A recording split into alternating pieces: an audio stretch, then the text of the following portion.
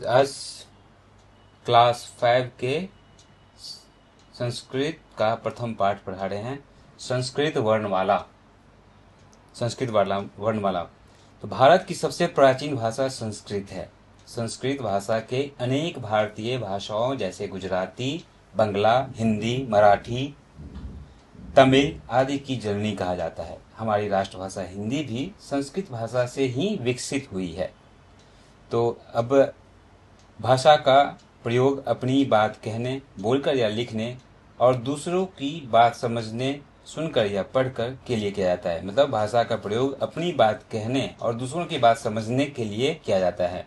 तो आपको पता होगा भाषा किस लिए यूज करते हैं, बताओ। हाँ, भाषा हम बोलने के लिए या लिखने के लिए यूज करते हैं या दूसरों के सुनने के लिए करते हैं, है ना। सुनकर दूसरे की बात समझने के लिए हमें भाषा का प्रयोग करना पड़ता है। हाँ। और ये बताओ, इसमें हमारे जितने भी गुजराती, बंगला, हिंदी, मराठी, तमिल, ये सब का जननी कौन है? इन सब का जननी संस्कृत है। जननी मतलब समझ पता है तुम्हें क्या आता है? जननी मतलब जननी मतलब इसको इन लोगों को जिसने जीवन दिया है। जननी मतलब जन्म दिया। हाँ। है ना। तो इसको जननी बोलते हैं। ठीक है, संस्कृत में जननी कहा जाता है। तो भारत की सबसे प्राचीन भाषा संस्कृत है और संस्कृत भाषा को अनेक भारतीय भाषाओं जैसे गुजराती, बंगला, हिंदी, मराठी, तमिल, इस सारी भाषाओं की जननी कहा जाता है। ठीक है। तो इसको बोलते हैं मदर ऑफ भाषा, है ना। इसको ऐसे बोल सकते हैं। ठीक है। और चलो, तो देखो भाषा जो है, भाषा बोलते हैं। भाषा के रूप मौखिक और लिखित। इसके क्या रूप है? मौखिक और लिखित। हाँ, मौखिक मतलब बोल के बात करना, और लिखित मतलब लिख के बात करना। हाँ, तुम अच्छा पहले हम लोग पुराने जमाने में लोग चिट्ठी लिखा करते थे। हाँ, चिट्ठी लिख लेते थे या फिर उसका जवाब चिट्ठी में ही आता था, डाकिये के द्वारा। वो 12 से 13 दिन लग जाते थे। हाँ, तुम्हें कैसे पता है? स्कूल में मतलब क्लास में बताया था मैम। अच्छा। अब मौखिक मतलब जैसे हम लोग आपस में बात करते हैं, तुम दोस्तों से भी बात करते हो, उसको क्या बोलते हैं? मौखिक।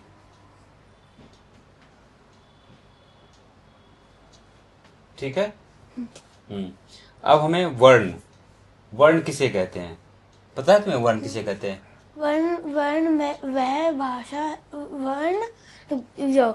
भाषा की सबसे छोटी इकाई को वर्ण कहते हैं। अरे वाह, भाषा की सबसे छोटी इकाई को वर्ण कहते हैं। वही अक्षर जो है वर्ण, उसी को मतलब भाषा की सबसे छोटी इकाई है। ठीक है ना। सही क्रम में लिखे गए वर्णों के समूह को क्या बोलते हैं? सही क्रम में लिखेंगे उसको वर्णमाला कहते हैं। जैसे अ, आ, ई, उ, जैसे जो सही क्रम में लिखोगे तो उसी को वर्णमाला समझ लो तुम। वर्ण मतलब समझो जो मोती है। मोती को अगर धागे में पिरो दोगे माला बन जाएगा। तो वर्णमाला देखो, जैसे किसी माला में देखोगे इस सेंटर में रहेगा बड़ा, फिर छोटा, फिर छोटा, फिर छोटा, फिर छोटा। तो क्या इस सही क्रम में क्रम में। हाँ, तो एक माला आती है, मतलब वो फ्रूट वाली होती है, उसमें बहुत सारे फ्रूट लगे होते हैं। हाँ, तो यही है कि वर्णमाला किसे कहते हैं कि वर्णों के समूह को वर्णमाला कहते हैं। सिंपल करो, वर्णों के समूह को वर्णमाला कहते हैं। संस्कृत और हिंदी भाषा की वर्णमाला एक ही है। संस्कृत वर्णमाला में कुल कितने वर्ण होते हैं? संस्कृत वर्णमाला में कुल मिला के सारे 46 वर्ण है। हाँ, जिन्हें 2 भागों में विभाजित किया है। 2 भागों में इसको डिवाइड भी किया गया हुआ है। पता है तुमको? हाँ। कौन से भाग है? स्वर और व्यंजन। Very good. ये जो क्या बोलते हैं, 2 भागों में बांटा गया है, स्वर और व्यंजन। ठीक है। और व्यंजन के अंदर भी वो अच्छा रुक, अभी पहले बात करते हैं। देखो, स्वर किसे कहते हैं? अब स्वर वे वर्ण हैं जिन्हें उच्चारण करते समय किसी अन्य वर्ण की सहायता नहीं लेनी पड़ती है। उसे क्या कहते हैं? जो मतलब शब्द, जो स्वर जिनको दूसरे वर्ण, स्वर वे वर्ण है, वह वर्ण जिसे बोलने के लिए या उच्चारण करते समय किसी दूसरे वर्ण की सहायता नहीं लेनी पड़ती हाँ। है। संस्कृत वर्णमाला में स्वर कितने हैं टोटल? तो टोटल तो है पूरे 13। 13 है, ठीक है।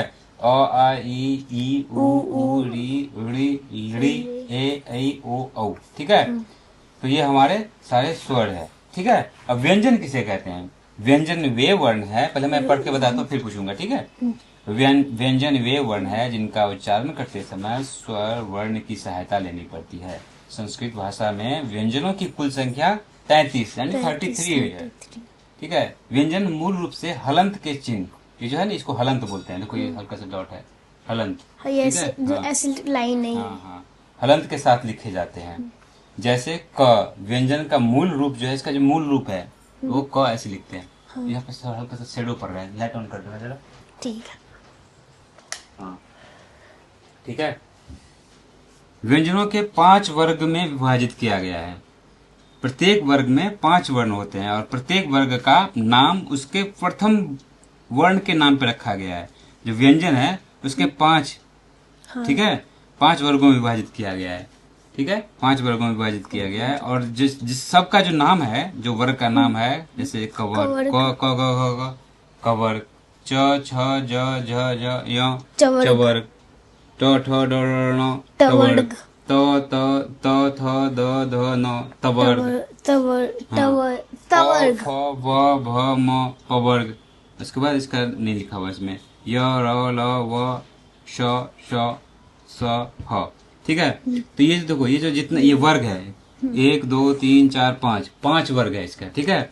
अब 5 वर्गों का नाम इसके कौन से किस वर्ण के नाम पे रखा हुआ है सबका? सबसे पहले पहला, यानी कि संस्कृत में पहला को क्या बोलते हैं? पहले को प्रथम प्रथम, ठीक है। तो जो प्रथम है उसी के नाम पे सबका रखा हुआ है, सारे वर्गों का नाम रखा हुआ है, ठीक है। ये याद रखना, आगे क्वेश्चन में पूछा जाएगा। अब देखो यहाँ पे है अयोग, अयोग वाह, ये ना तो स्वर होते हैं ना व्यंजन होता है। इन्हें केवल चिन्हों के द्वारा दिखाया जाता है।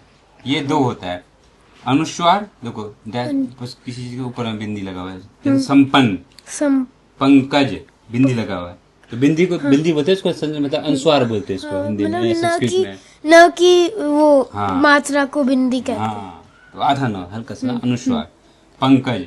और विसर्ग, वि स ग ऊपर रे, विसर्ग ऐसे डॉट, तो ये अयोग वाह बोलते हैं इसमें, ठीक है। तो जैसे पुनः, इसको क्या पढ़ेंगे? पुनः मतलब पुनः मतलब क्या होता है? पुनः मतलब अच्छा काम, फिर से। पुनः मतलब फिर से। प्रातः मतलब? प्रातः मतलब सुबह को बोलते हैं प्रातः। प्रातः सुबह। काल मतलब सुबह के समय, काल मतलब समय होता है, काल मतलब समय, तो बोलेंगे सुबह, तो यानी कि प्रातः काल। प्रातः काल मतलब सुबह का समय। हाँ, ठीक है, समझ गया। अब हमें चलो अभ्यास करते हैं कुछ, ठीक है। कुछ अभ्यास करते हैं, देखते तुम समझे कि नहीं समझे तो मुझे बताना, ठीक है।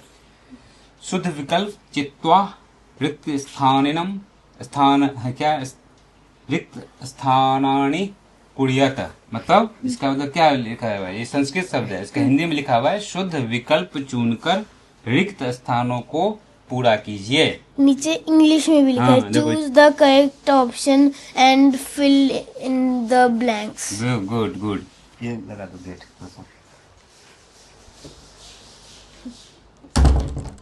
आ जाओ। अब जो चलो देखो, पहला क्या है? पहला यानी प्रथम क्वेश्चन क्या है? भारत की सबसे प्राचीन भाषा डैश है। पहले हम पढ़ेंगे संस्कृत, क में संस्कृत, ख हिंदी, ग अंग्रेजी। ये पढ़ाया था, याद है कुछ तुम्हें? हाँ मुझे पता है। तो पहले तुम लोग बताओ। 10 सेकंड कमेंट करके। हाँ, कमेंट कर दो। हाँ, तो इसका आंसर है संस्कृत इधर है ना? हाँ, इधर। तो भारत की सबसे प्राचीन भाषा संस्कृत है। हम लोग तुमको बताए भी थे, संस्कृत जो है भाषा है, जैसे तेलुगु हो गया, हिंदी हो गया, तमिल हो गया, बांग्ला हो गया, इस सब का जो है मदर भाषा कौन सा है? वो संस्कृत है, ठीक है। चलो अब क्या है? अब दूसरा क्या है? वर्णों का क्रमबद्ध समूह डैश डैश कहलाता है। भाषा, वर्णभेद, वर्णमाला। कुछ याद है? मैंने हाँ, पता है। माला के बारे में बोला था। हाँ, हाँ, पता है। जाओ, वर्ण के तो पहले तुम लोग बताओ, तुम लोग हाँ। कमेंट्स में लिख के बताना, पर आंसर है वर्णमाला। वर्णमाला, वर्णों के समूह को वर्णमाला कहते हैं। एक इधर स्वाइप कर देंगे, देखो ये आ ई उ से लेकर के ओ तक, इस यही जो है इसको, और ये क ख ग घ घ, ये सारे जो वर्ण है सबको अगर सही से लिख दोगे एक लाइन में, जैसे क के बाद ख ग घ, तो यही समूह को जो है उसको क्या बोलते हैं? वर्णमाला कहते हैं।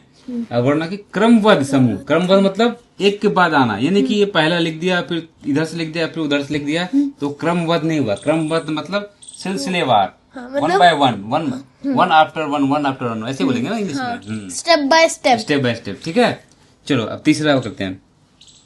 वर्गों का नाम वर्ग के डैश डैश वर्ण पर आधारित होता है। वर्गों का नाम, वर्गों का नाम, ये वर्गों का नाम कहाँ आता है? स्वर में आता है कि व्यंजन में आता है? कुछ पता है? वर्गों का नाम स्वर में आता है या व्यंजन में आता है? वर्ग कहाँ आता है? वर्ग व्यंजन। हाँ, देखो ये व्यंजन है, व्यंजन में ही आता है। चलो अब देखते हैं वर्गों का नाम जो है हमारा किस मतलब वर्ग के वर्ण पर आधारित है। द्वितीय मतलब दूसरा, प्रथम मतलब पहला, अब पंचम मतलब पांचवा। तो जो वर्ग का नाम है किस पे आधारित है, बताओ जरा। पहले आप सब कमेंट कर दो। 5 4 3 2 1। इसका आंसर है ख, प्रथम। देखो जैसे ये देखो, ये वर्ग है ना, पढ़ाया था अभी। प्रत्येक ये व्यंजन में 5 वर्गों में विभाजित किया गया है, और प्रत्येक वर्ग के 5 वर्ण होते हैं, और प्रत्येक वर्गों का नाम उनके प्रथम वर्ण के नाम पर रखा गया है। क का कवर्ग, च वर्ग, ट वर्ग, त वर्ग, प वर्ग। तो यही इसका इसी में से आंसर है। वर्गों के नाम वर्ग के प्रथम वर्ण पर आधारित होता है। ठीक है, चलो ये इसका चौथा। संस्कृत वर्णमाला में कुल कितने वर्ण हैं? 13, 33, 46। बताओ भाई, सबसे पहले यही बताया था मैंने। इसका आंसर मुझे पता है, तुम लोग बताओ। 5 4 3 2 1।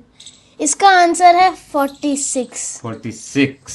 ठीक है, चलो अब हम देखो यहाँ पे क्या है। शुद्धम उच्चारणम कुरुत, शुद्ध उच्चारण कीजिए। देखो इसका संस्कृत में शुद्धम का शुद्ध यानी कि सही, उच्चारणम ये जो है बिंदी अनुस्वार जो है इसका लास्ट में जो लगेगा ना, इसका संस्कृत में उसको उच्चारणम बोलते हैं। कुरुत मतलब कीजिए, उच्चारण कीजिए, प्रोनाउंस करेक्टली। अब ये स अनुस्वार ज्ञा, संज्ञा, पंखा, हिंदी, संपूर्ण। अच्छा, ये अनुस्वार जो है स्वर है कि व्यंजन है? अनुस्वार ये व्यंजन है। देखो भूल गए ना, अयोग वाह है ये। ना तो स्वर होते हैं और न ही व्यंजन होते हैं। हमारे सोसाइटी के बाहर 2 डॉग है, ये वही है। इनका घर ही नहीं बेचारे का। हमारे सोसाइटी में से है ना, सबको घर है, इनका कोई घर ही नहीं है। तो समझो, याद रखो, ऐसे याद रखना कि ये एक जो डॉग है वो अनुस्वार है, एक विसर्ग है। इसको विसर्ग बोलते हैं। यहाँ यही पा रहे हैं हम वापस, ये विसर्ग बोलते हैं। इसको क्या बोलेंगे? राम विसर्ग लिखा, तो क्या पढ़ेंगे संस्कृत में? राम। ये शयने, पुनः, पुन का ये 2 डॉट से बन गया पुनः का मतलब? पुनः मतलब फिर से। स्वतः मतलब अपने आप, खुद। ठीक है, स्वतः। जैसे कोई चीज है ना, तो यार ये तो खराब था, लेकिन ये अपने आप ठीक हो गया, तो इसको ऐसे बोलेंगे स्वतः ठीक हो गया। अब मतलब अपने आप ठीक हो गया। ठीक है, चलो निम्न वर्णेभ्य व्यंजनानि पृथक्कृत्वा लिखत। तो मुझे संस्कृत में थोड़ा बहुत पढ़ा था, तो मुझे भी उतना अच्छा नहीं है, लेकिन चलो मैं कोशिश करता हूँ तुम्हें पढ़ाने का। ठीक है, निम्न वर्णों और निम्न वर्णों से व्यंजन को अलग करके कीजिए। अच्छा, अब जो है तुम्हारा व्यंजन है उसको अलग करो। ये कौन सा इसमें व्यंजन है जरा बताओ जरा। ए ए ए ए ये इसमें कौन कौन सा व्यंजन है बताओ। जो सबसे पहले ए को देखो, ए इसमें और कोई वर्ड आ रहा है तो ये नहीं है। ये देखो क आ रहा है उसमें क, तो ये भी ये है, ये म, व्यंजन हो गया। हाँ व्यंजन है ये। और ये म इसमें अ है तो ये भी व्यंजन है। इसमें भी अ आ रहा है तभी ये भी व्यंजन है। ई इसमें और किसी शब्द नहीं आ रहा है तो मतलब ये कोई वर्ण नहीं आ रहा है। हाँ कोई वर्ण नहीं आ रहा है तो ये स्वर है ये। चलो ठीक है, समझ गया है ना। और एक चीज इसमें पकड़ने का, व्यंजन को पकड़ने का एक सबसे इजी तरीका हाँ है। सबसे क्या? इजी। आपको ये सब करने से अच्छा इसमें ये नीचे आपको हमने स्टार्टिंग हलंत हलंत बताया था, तो तुम लोग आंख बंद करके भी कर सकते हो।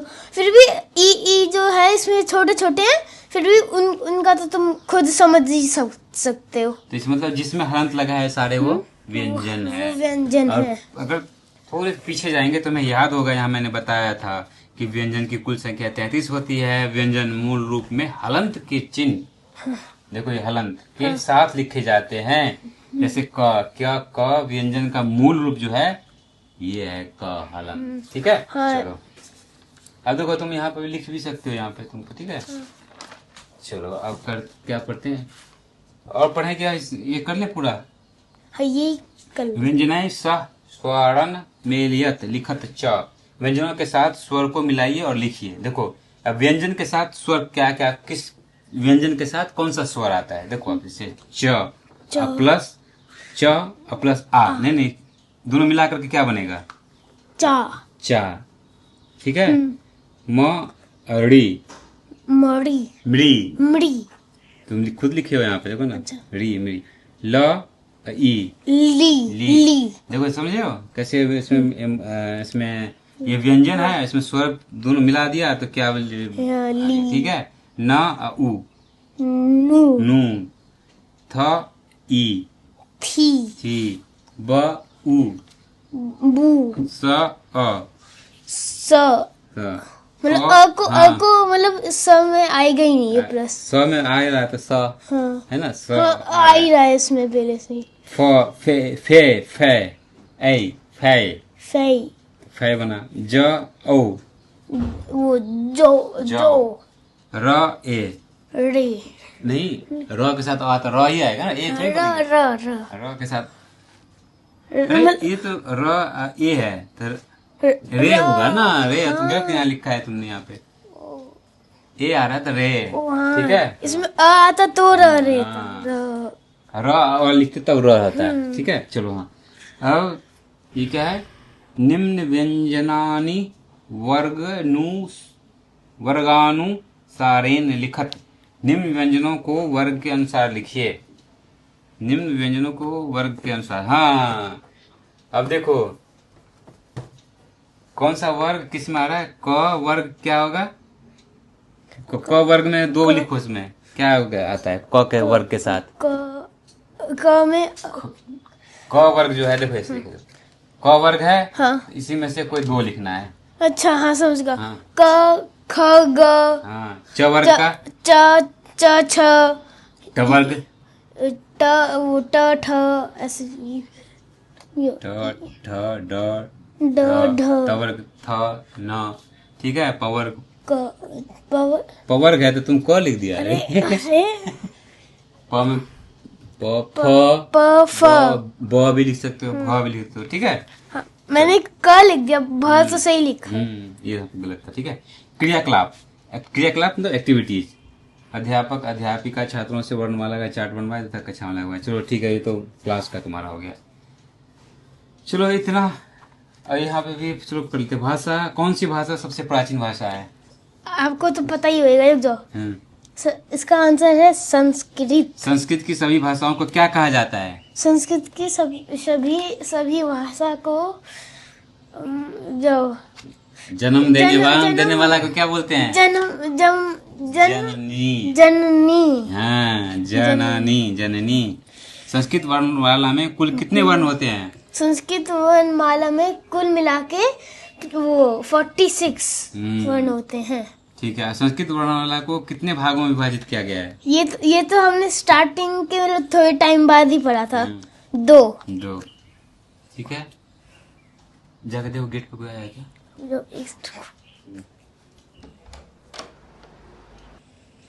ये हो गया, ये भी सब कुछ समझ ही गया। अभी क्या है? स्वमूल्यांकन, सेल्फ असेसमेंट। अच्छा, स्वर और व्यंजन में अंतर होता है। स्वर तो तुमको लिखना ही है, स्वर और व्यंजन में अंतर। ये चीज देखो, स्वर और व्यंजन में क्या अंतर है भाई, कमेंट करके लिखो। ठीक है, कमेंट करके लिखो स्वर और व्यंजन में क्या अंतर होते हैं। व्यंजन में स्वर लगते ही किसका लोप हो जाता है, ये भी आंसर करो भाई। इतना पढ़ाया है, आंसर लिखो कमेंट में। ठीक है। अब दूसरा पार्ट जो है हम उसका नेक्स्ट वीडियो बनाएंगे। अब ये वीडियो देखो और पढ़ो, समझो, बताओ कितना समझ में आया।